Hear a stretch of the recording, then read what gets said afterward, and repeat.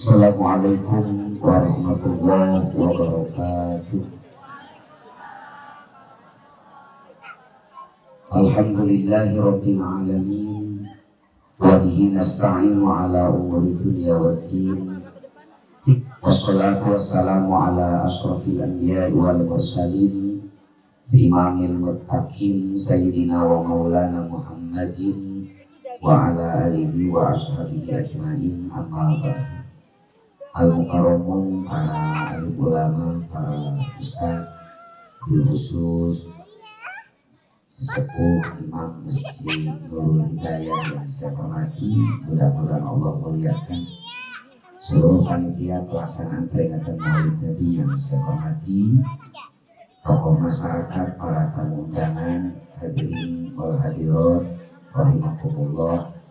Karena biasa Pak, kalau acara begini itu suka ada dua, ada hadirin, ada hadirat.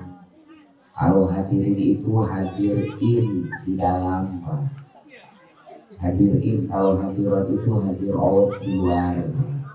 Nah, hadirin wal hadirat rahimakumullah. Dalam Sahih Bukhari diriwayatkan Pak, suatu malam sahabat Mu'adz bin Jabal sholat isya sendirian di masjid. Selesai takbiratul ihram, datang makmum di belakangnya. Mu'adz bin Jabal tahu Pak ada makmum di belakang, tapi saking semangatnya beliau sholat, di rakaat pertama setelah membaca Al-Fatihah, beliau membaca surat Al-Baqarah. Di rakaat kedua setelah Al-Fatihah, beliau membaca surat An-Nisa.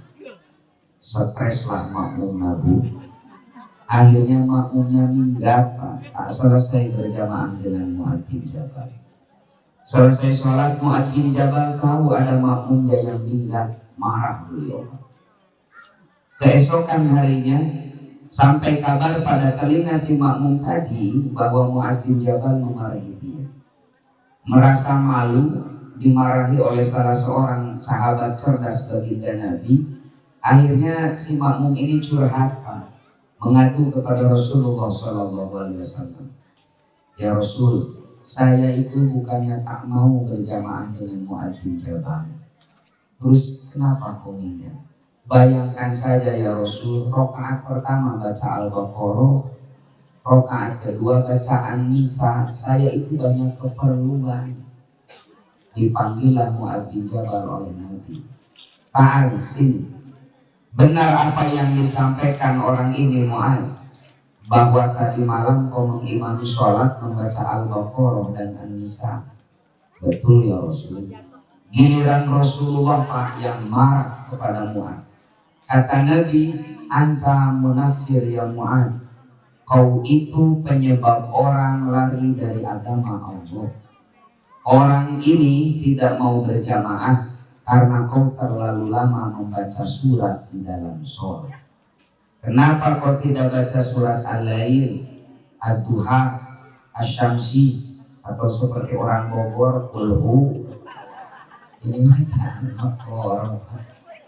Dari hadis ini ibu bapak kita bisa mengambil pelajaran, sholat berjamaah saja, jangan terlalu lama. Apalagi ceramah, intinya itu. Saya sudah minta ke panitia 8:30 saya harus mulai ceramah, karena jam 10 saya sudah ditunggu di Paru. Ibu bapak hadirin sekalian, saya ingin bertanya, ibu bapak cinta sama Nabi? Kok bapak-bapak melempem? Ibu cinta sama Nabi? Kenal sama Nabi? Enggak. Ibu cinta sama Nabi? Ya cinta dong. Kenal gak sama Nabi? Ya enggak. Ini saya cek sebelum saya masuk materi. Biasanya ibu bapak, kalau kita mencintai seseorang, maka perilakunya, gerak-geriknya, bahkan makanan favoritnya kita perhatikan betul. Nih, kalau ibu-ibu benar cinta sama Nabi, saya ingin tanya, Bu, makanan favorit Nabi apa? Seblak. Belum ada seblak. Pak, makanan favorit Nabi apa? Ternyata belum kenal sama Nabi ya. Biasanya kalau ditanya makanan favorit Nabi apa, jawabannya kurma. Padahal cek dalam hadis-hadis itu gak ada yang menyebutkan Nabi suka kurma. Saya cek dalam 10 kitab ibu, 10 hadis kitab ibu, gak ada Nabi yang bilang suka kurma. Semua hadis tentang kurma itu bersifat informatif. Nabi seringnya makan kurma ini. Nabi pernah makan kurma jenis ini. Kalau makan kurma jenis ini, kata Nabi akan begini-begini. Gak ada yang bilang Nabi suka kurma. Ternyata ibu, makanan yang dalam Sahih Bukhari disebut yu'jib, sangat menarik perhatian Nabi. Dalam hadis riwayat Imam Muslim disebut yuhibbu, disukai sama Nabi. Bahkan di dalam hadis riwayat Imam Ahmad disebut ahabba, sangat disukai Nabi adalah ad-duba. Ad-duba itu labu. Kalau di Sunda itu walu. Kalau di sini apa namanya? Labu ya, walu ya. Bahkan kata Anas bin Malik dalam Sahih Bukhari ada satu bab khusus Pak. Di dalam Kitabul Atimah di bawahnya ada khusus satu bab, babud duba, bab walu Pak. Kata Anas bin Malik disampaikan, kalau Nabi disuguhi makan besar, rasman kayak gitu, Nabi pilih-pilih dulu waluh, labu. Setelah memakannya, baru Nabi mencicipi makanan yang lain. Dari saat itu, kata Anas bin Malik, kami sangat senang makan labu karena kami tahu Nabi sangat suka. Jadi Ramadan ini sunnah Rasul teh kolak labu. Ini penting lah. Biasanya Pak, karena di kita itu informasi tentang Nabi tidak komprehensif, pokoknya kesukaan Nabi itu kurma saja yang jarang di kita. Makanya ketika Ramadan penjualan kurma di Bogor meningkat. Pertanyaannya, kalau penjualan kurma di Bogor meningkat, siapa yang untung? Petani Timur Tengah, karena di Bogor itu tak berbuah Pak.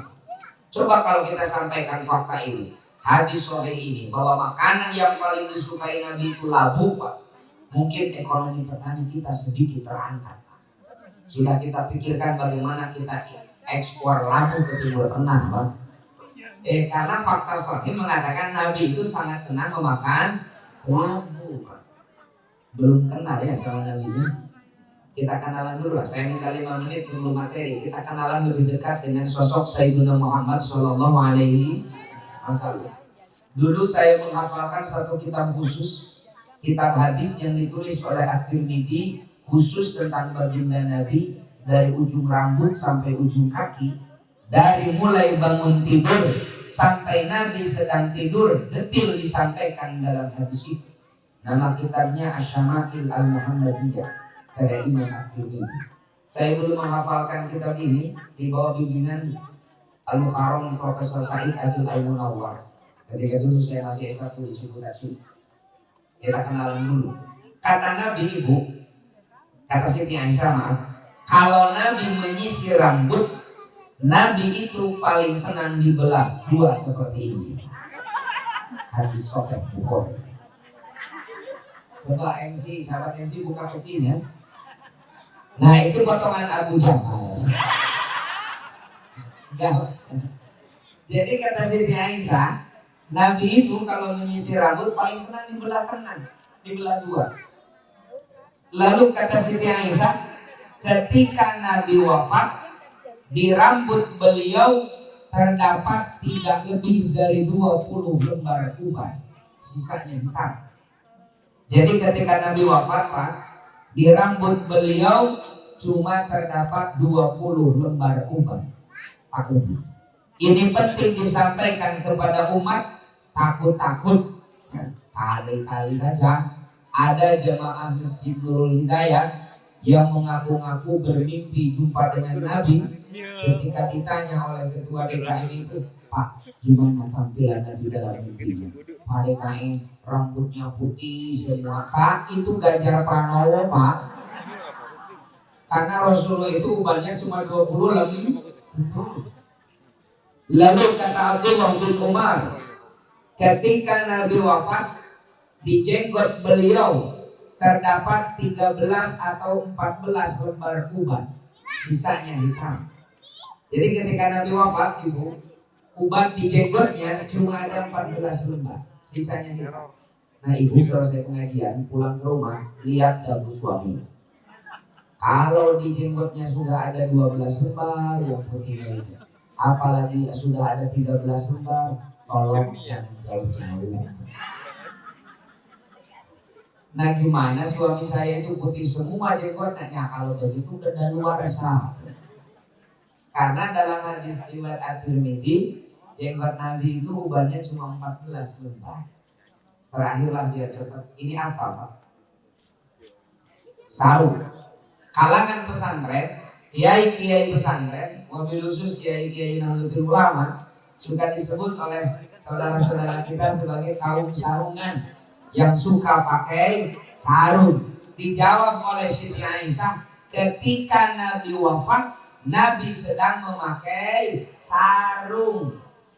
Kata Siti Aisyah, ketika Nabi wafat, Nabi sedang memakai sarung. Mayoritas ulama ahli hadis sepakat pakaian Nabi itu cuma 2 jenisnya, 1 gamis, 2 izarun, sarung.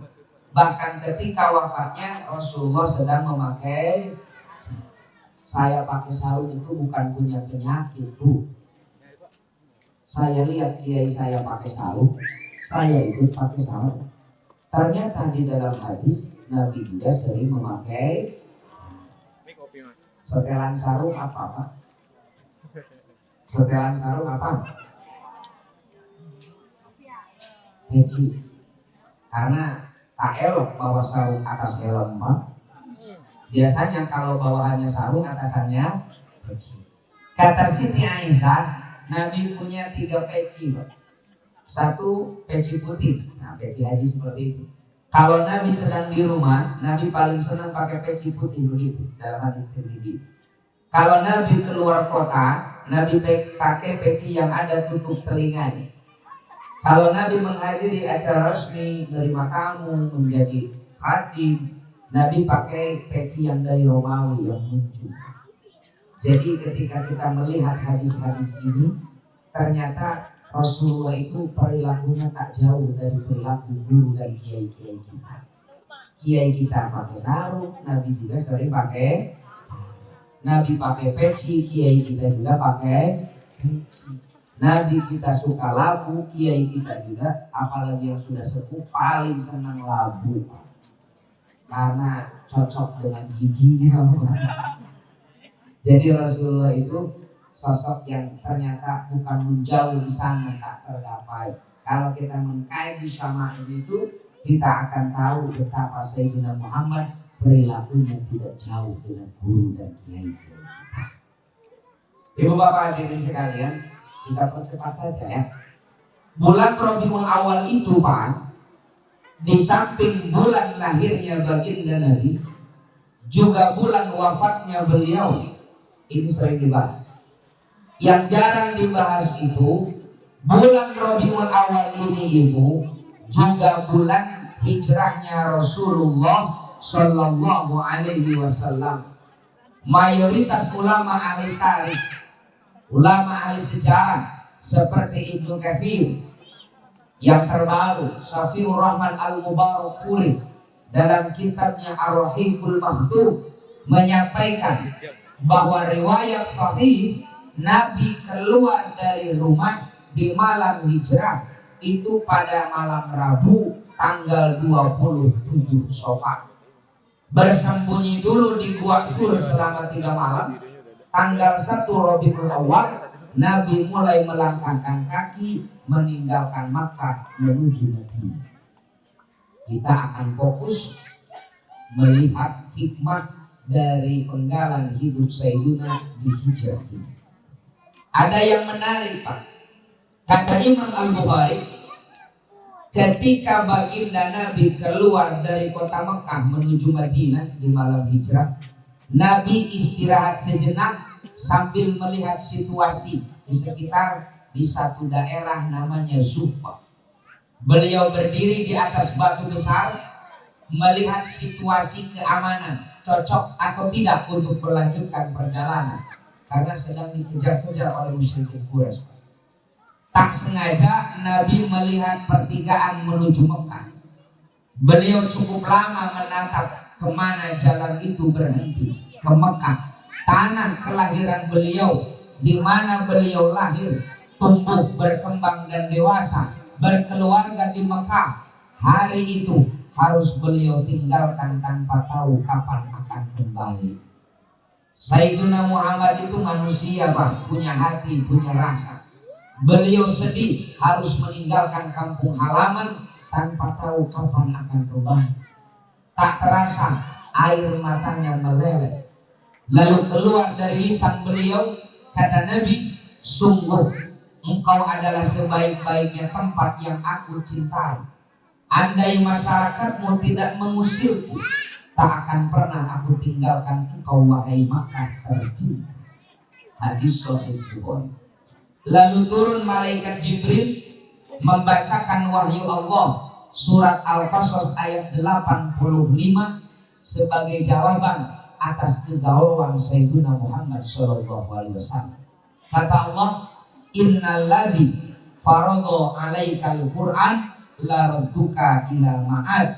Sungguh Muhammad, Allah yang telah mewajibkanmu menjalankan hukum-hukum Al-Quran, la radduka ila ma'ad, akan segera mengembalikanmu ke Mekah dengan futuh Mekah beberapa tahun yang akan datang. Makanya Pak, Al-Imam Ismail Haqqi Al-Hanafi dalam tafsir beliau judulnya Ruhul Bayan, ketika sudah panjang lebar menafsirkan ayat ini, di akhir beliau tutup wa fi tafsiril ayat isyaratun ila annahu balwatun minal iman. Dari tafsir ayat ini ada isyarat bahwa mencintai tanah air adalah bagian daripada iman. Lalu Nabi melanjutkan perjalanan ke Madinah. Begitu Nabi sampai di Madinah, Ibu, di Madinah sedang diberlakukan PPKM, sedang musim pandemi. Banyak para sahabat muhajirin yang terpapar penyakit. Lalu baginda Nabi mengangkat kedua tangannya, menyuruh para sahabat mengaminkan. Kata Nabi, Allahumma habib ilaina al-Madinah kahubbina Makkah aw asyad. Ya Allah, anugerahkan kepada kami rasa cinta terhadap Madinah ini, tanah air kedua Nabi, melebihi kecintaan kami terhadap Makkah al-Mukarramah. Poin pertama yang kita bisa petik pelajaran dari peristiwa hijrahnya Nabi, ternyata ibu bapak Sayyiduna Muhammad itu adalah orang yang sangat nasionalis.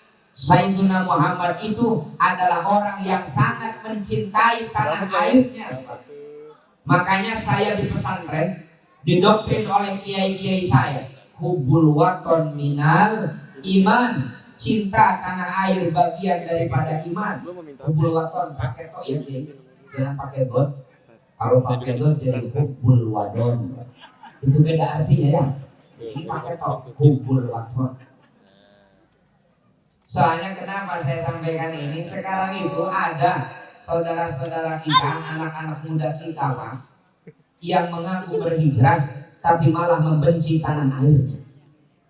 Padahal hijrahnya Nabi itu dari hadis-hadis Sahih Bukhari barusan yang saya sampaikan, hijrahnya Nabi menunjukkan kepada kita umatnya, beliau sangat mencintai tanah air. Beliau sangat mencintai tanah air. Makanya kalau kita ingin mengikuti perilaku Nabi, ingin diakui sebagai umat beliau, cintailah tanah air. Tanah air beliau adalah Makkah Madinah. Tanah air kita adalah Indonesia. Bu, saya ingin tanya sama ibu bapak, bisa hidup tanpa tanah dan air? Di tanah Indonesia kita berpijak, tanah Indonesia tempat kita sujud, air Indonesia yang kita minum, dengan air Indonesia pula kita bersuci.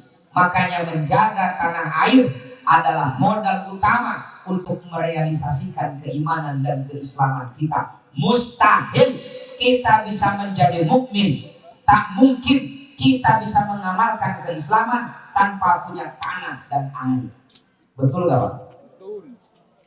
Tanah Indonesia tempat kita sujud, tanah Indonesia tempat kita berpijak, air Indonesia yang kita minum, dengan air Indonesia pula kita bersuci. Makanya mencintai tanah air adalah syarat utama, bagian tak terpisahkan untuk realisasinya keimanan dan keislaman kita. Nusantara ini ibu bapak, dari Sabang sampai Merauke adalah sajadah panjang kita umat Islam di Indonesia untuk sujud dan mengabdi kepada Allah. Kalau kita mencintai Allah, cintailah tempat sujud kita kepadanya, yaitu Bu, cinta kepada Indonesia. Cinta terhadap Indonesia, suka mendoakan Indonesia. Jangan bohong. Ibu cinta kepada Indonesia, ya cinta dong. Suka mendoakan Indonesia, ya enggak dong. Itu mirip suami ibu, satu hari 5 kali bilang I love you. Setelah sholat subuh, sholat pohon, ma, I love you. Selesai sholat zuhur, mama, I love you. Selesai sholat isya, mama, I love you. Tapi belum pernah menafkahi. Kira-kira percaya enggak? Kenapa gak percaya? Belum ada bukti. Kalau dalam istilah Sunda itu acan aya putos ngan ukur waos. Itu namanya manajemen huntu. Hanya omdo. Makanya kalau kita mencintai Indonesia, dicontohkan di dalam surah Al-Baqarah ayat 126. Ayat berapa Bu? 126 Al-Baqarah, mirip dengan surat Ibrahim ayat 35. Wa idh qala Ibrahim rabbi ij'al hadza baladan amina warzuq ahlahu minas samarat. Kata Nabi Ibrahim, ya Allah, jadikan negeri ini negeri yang aman dan limpahkan kepada penduduknya rezeki dari beraneka ragam tumbuhan. Kata Al-Imam Thahir Ibnu Ashur dalam tafsir beliau judulnya At-Tahrir wa Tanwir, beliau menyatakan doa ini masyhur dari Ibrahim, tapi sejatinya inilah doa setiap para nabi untuk tanah airnya. Tidak ada satu orang nabi pun yang tidak mencintai tanah airnya. Seluruh para nabi mencintai tanah airnya. Buktinya setiap para nabi mendoakan keamanan, ketentraman, kesejahteraan bagi tanah air mereka, wujud cinta mereka terhadap tanah. Jadi yang pertama itu doakan agar Indonesia aman dulu Pak, baru minta rezeki. Kita itu kebalik, kepada Allah selalu meminta rezeki yang banyak, tapi keamanan Indonesia belum pernah kita mohonkan. Padahal bagaimana kita bisa memiliki rezeki yang banyak kalau negaranya tidak aman? Dengan negara aman, ibadah nyaman. Betul gak Pak? Awal tahun 2019 saya mengikuti seminar internasional di Singapura. Salah satu pematerinya adalah Syekh Adnan Al-Afyuni, Mufti Syafi'iyah dari Damaskus, Syria, penulis kitab Al-Alaqah Baina Din wal Watan. Selesai seminar saya sowan sama beliau, ngobrol. Kalau gak istilah kita, dari mana? Saya dari Indonesia. Kata beliau, bersyukurlah kau menjadi bangsa Indonesia, karena kalian hidup di negara yang aman, sehingga kalian bebas mengamalkan ajaran agama tanpa was-was. Kami ini di Suriah, kata beliau, yang sudah 8 tahun perang saudara, keamanan entah harus di mana kami temukan. Jangankan untuk pengajian maulid begini, hanya untuk Jumatan saja, kata beliau, kami ini was-was. Karena banyak kasus ketika kami khidmat ibadah Jumat, tiba-tiba bom bunuh diri meledak di tengah-tengah masjid. Ketika kami khidmat ibadah Jumat, tiba-tiba roket ISIS meledak di masjid kami. Di Suriah itu ibu. Sekarang saudara kita di Palestina Pak. Saudara kita di Palestina, keadaannya sedang memanas Pak. Jangankan untuk pengajian begini, hanya untuk Jumatan saja mereka itu was-was. Takut ada roket Israel mendarat. Mereka saudara-saudara kita itu karena negaranya tidak aman mau Jumatan saja takut Pak.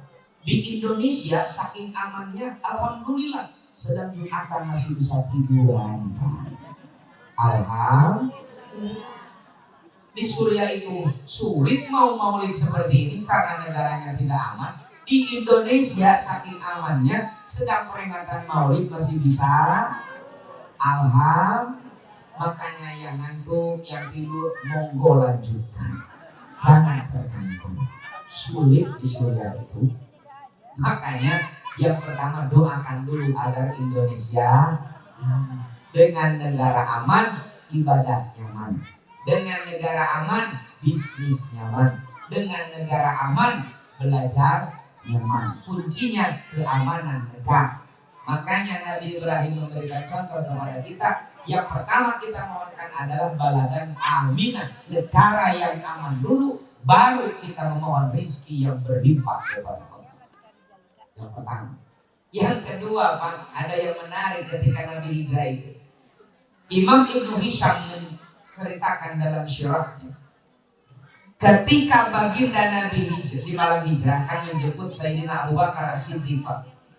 Begitu Sayyidina datang ke rumah Abu Bakar, Abu Bakar langsung mengeluarkan unta terbaik Al-Qaswah yang beliau rawat selama 2 bulan.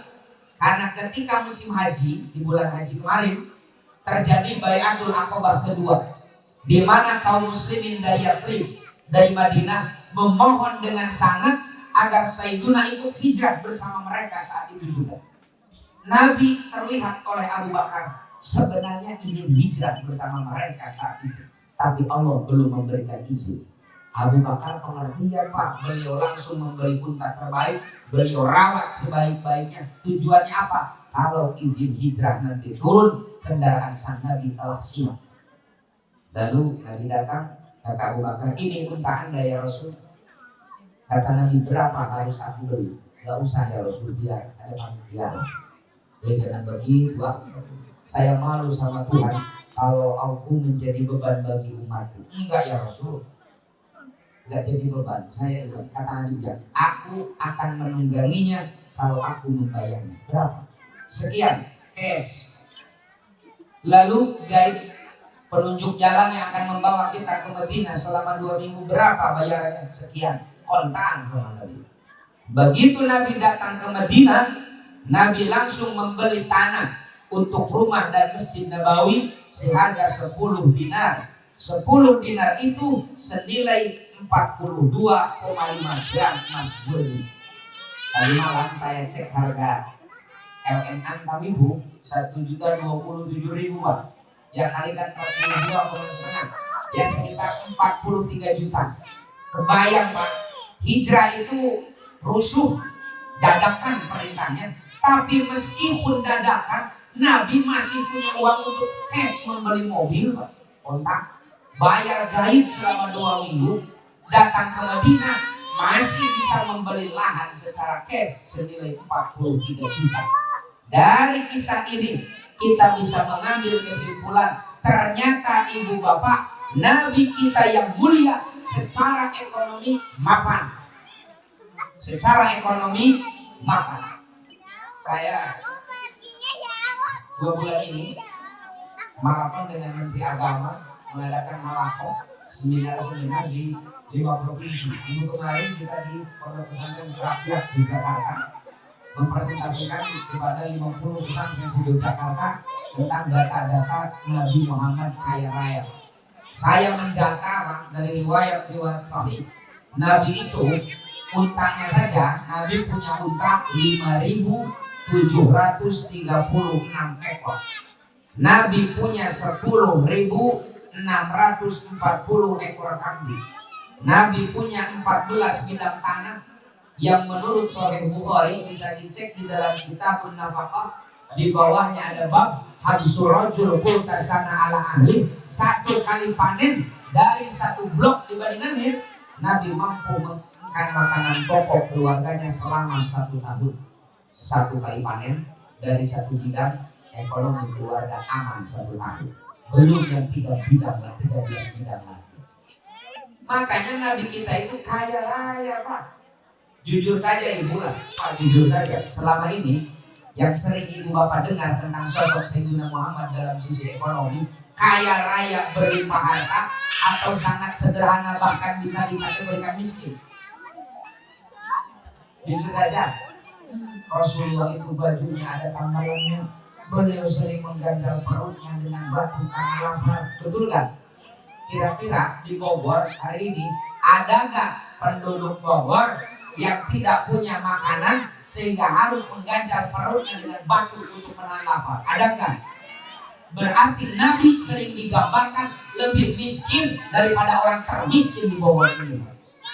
Imam Nawawi dalam kitabnya Fathus Somadil Alam, beliau mengancam manittaqada anna nabi fakir minal mal. Siapa orang yang meyakini bahwa Nabi Muhammad itu miskin, dia telah berdosa besar. Dosa besar meyakini Nabi Muhammad miskin, Pak.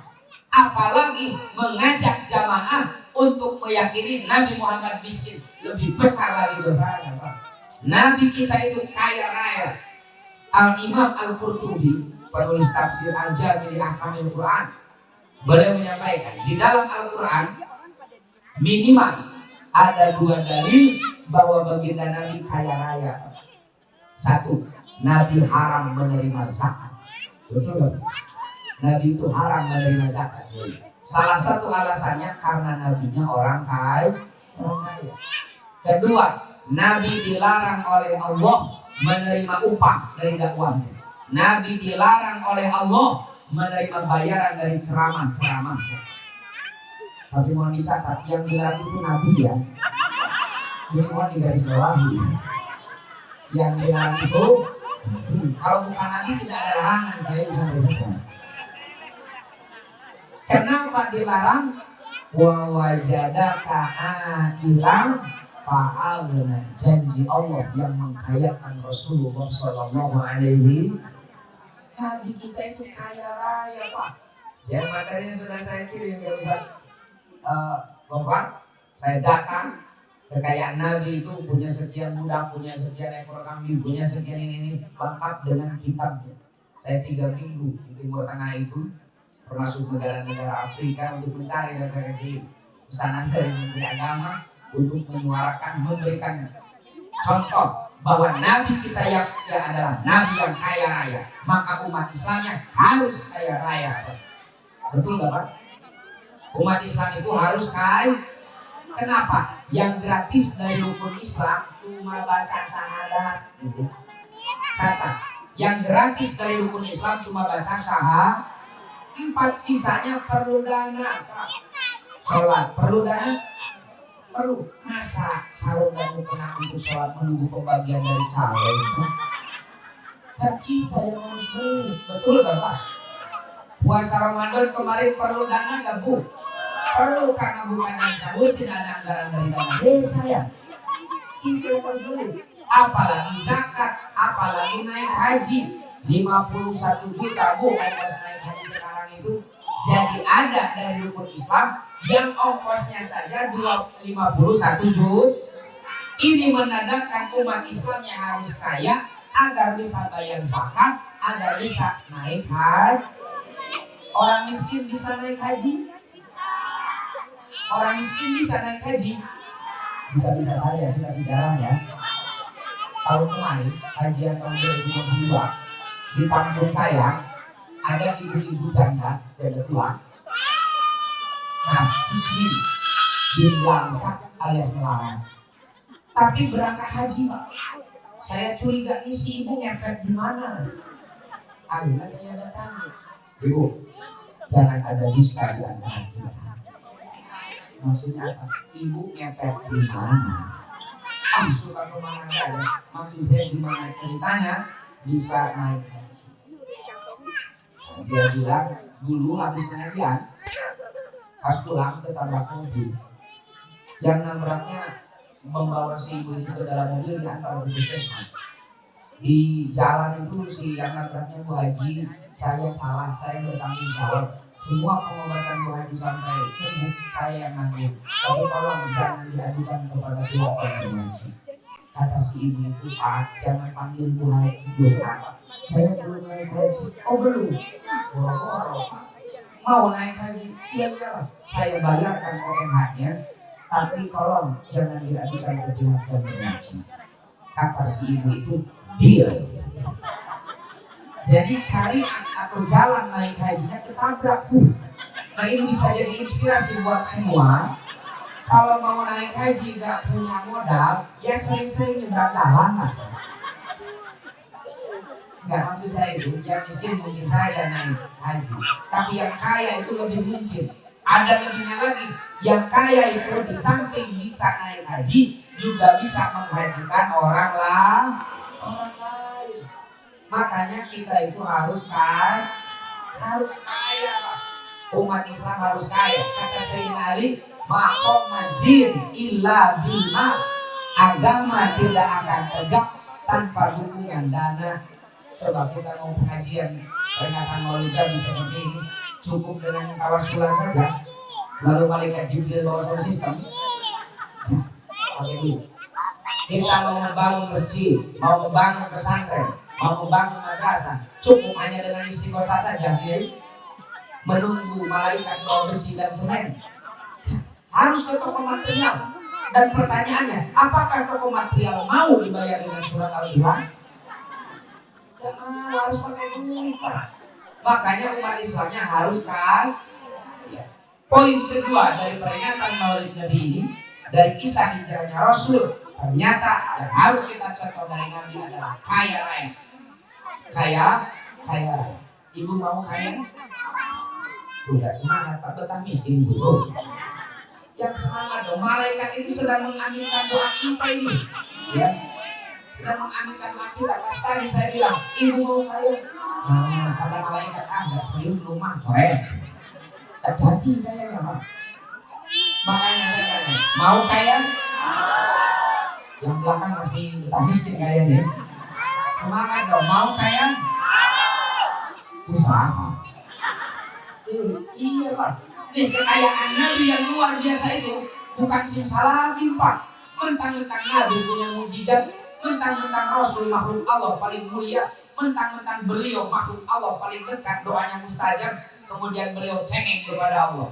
Ya Allah, saya butuh unta burdul. Ya Allah, saya butuh kambing burdul. Hasil peras keringat batin tulang beliau. Bahkan di dalam hadis riwayat Imam Al-Hakim disampaikan, tidak ada nabi yang nganggur. Semua nabi punya pekerjaan, punya profesi untuk menutupi kebutuhan ekonomi. Kenapa? Allah tidak rela kalau para nabi kekasihnya hidup dari belas kasihan umat. Makanya para nabi itu makan secara ekonomi, punya pekerjaan. Nabi Adam, dalam hadis itu disampaikan, Nabi Adam itu petani, Pak. Terbayang oleh kita, Adam turun dari surga, di bumi belum ada siapa-siapa, belum bisa COD-an, Pak. Ya otomatis untuk memenuhi kebutuhan Nabi Adam bercocokkan. Nabi Idris penjahit, Pak. Nabi Idris itu profesinya penjahit. Tapi jangan ngebayang Nabi Idris punya mesin jahit satu, ya, Pak. Sambil keliling ke kampung-kampung ada perusahaan permak lepis, Pak. Kalau sekarang itu Nabi Idris itu pengusaha garmen, punya konveksi. Nabi Zakaria penjual kayu bakar. Kalau sekarang Nabi Zakaria itu punya pangkalan gas LPG, Pak. Punya pom bensin. Awas contohnya pom bensin, jangan pom mini, ya. Masa Rasul pom mini gak level, Pak. Pom bensin. Nabi Daud pengusaha logam. Di dalam Al-Quran disampaikan, wa'alanna lahul hadid. Daud mampu melunakkan besi. Bukan Daud itu sakti, Pak, besi begini-begini. Kan maksudnya Daud punya profesi, Daud punya keahlian mengolah biji besi menjadi barang-barang bernilai ekonomis. Disampaikan di dalam Al-Quran, Daud disuruh Allah membuat 300 rompi anti peluru. Kalau sekarang Daud itu komisaris PT Pindad. Nabi kita yang mulia pedagang, Pak. Jadi bisnismennya 28 tahun Sayyidina Muhammad itu. Jadi Rasulnya cuma 23 tahun. Usia 8 tahun dalam Sahih Bukhari disampaikan, Nabi harus menggembalakan kambing penduduk Mekah. dengan bayaran beberapa kirot untuk membantu perekonomian Abu Thalib. Usia 12 tahun belajar dagang ke Syria, ke Syam dengan pamannya. Pulang dari sana di ketagihan, ternyata bisnis itu menyenangkan. Akhirnya Nabi magang, bekerja kepada saudagar-saudagar Mekah selama beberapa tahun. Ketika usia dewasa, sekitar 17 atau 18 tahun, Nabi berwirausaha, Nabi mandiri. Kemarin saya sampaikan di Basnas itu, baginda Nabi pemuda adalah penggerak UMKM.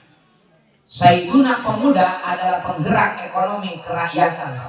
Nabi tidak punya modal untuk memulai usaha, Nabi tidak punya barang untuk dijual, tapi Nabi punya etos kerja dan punya skill yang luar biasa yang beliau pelajari dari saudagar-saudagar Mekah selama beberapa tahun terakhir. Strateginya, Nabi datangi pedagang-pedagang kecil, Pak. Bu Haji punya produk apa? Ini saya punya seblak, boleh nggak saya jualkan? Monggo. Pak Haji punya produk apa? Ini saya punya produk kaos konversian, boleh saya jualkan? Monggo. Om punya produk apa? Tidak punya saya cuma punya harga diri, boleh nggak saya jualkan harga dirinya?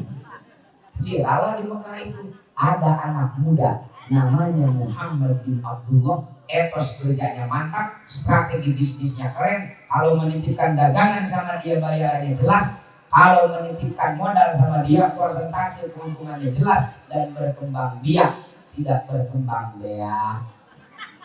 Nah di kita itu kalau dikasih modal bukan berkembang biak tapi berkembang biak. Belum mencontoh Sayyiduna. Pokoknya pemuda Muhammad ini terpercaya bahasa Arabnya Al-Amin. Catat, gelar Al-Amin disematkan oleh penduduk Mekah kepada Sayyiduna Muhammad ketika pemuda dari track record bisnis, bukan dari yang lain.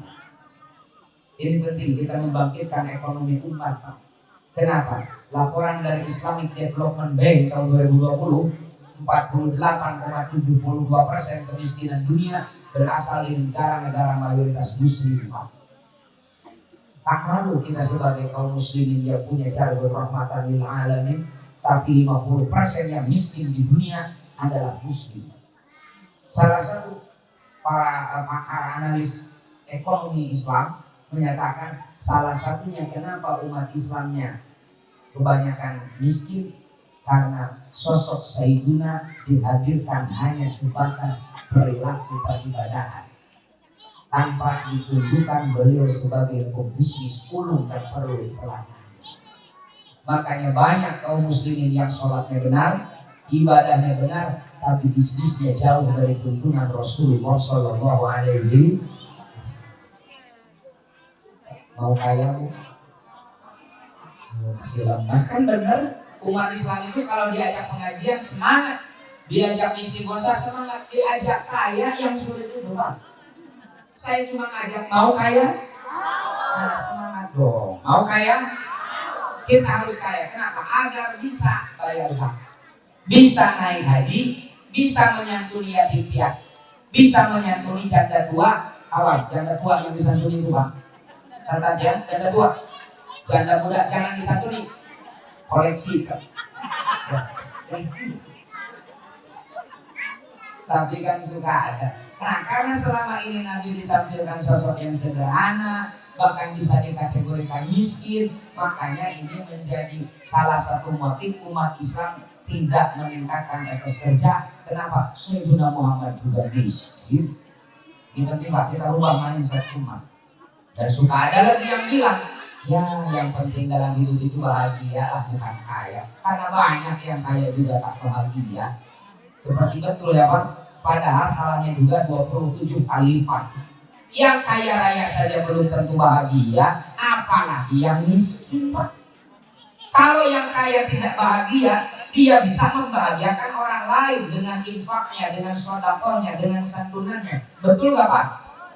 Suka ada lagi yang bilang, buat apa menumpuk harta, lawang harta tidak akan dibawa mati, dunia tidak akan terbawa mati. Sering dengar yang bilang begitu.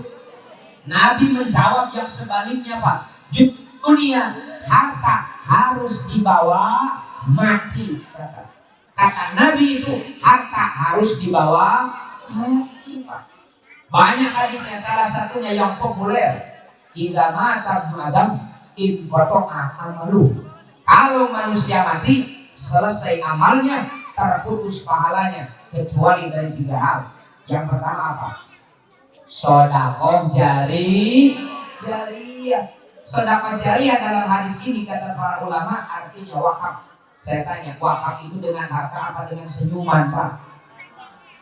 Dengan harta. Senyum juga sedekah, Pak, tapi tidak jariyah.